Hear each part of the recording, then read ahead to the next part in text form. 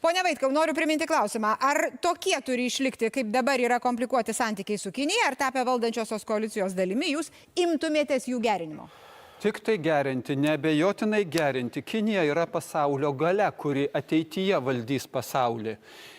Vietoje Amerikos užėmusi vietą. Arba Amerika su Kinija pasidalins pasaulį.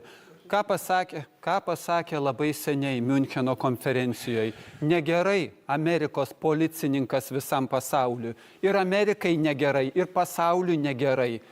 Gyvenkime daugiapoliniam pasauliu.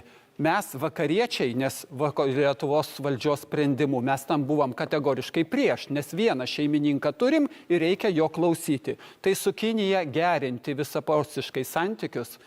Nesakau, kad atsiprašyti, pasakyti, mūsų valdžia buvo tokia, o dabar mes žiūrime į jūs kaip į tolygų ir geranorišką partnerį. Ir Cichanovskają išsiųsti skubiai iš Lietuvos, nes su Baltarusija mums irgi santykius reikia gerinti.